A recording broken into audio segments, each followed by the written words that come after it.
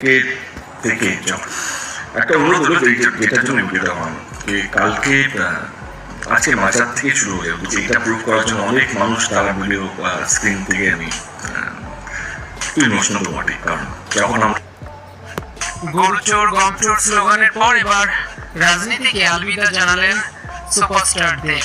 বললেন এখন থেকে তিনি অভিনয় নিয়েই থাকতে চান।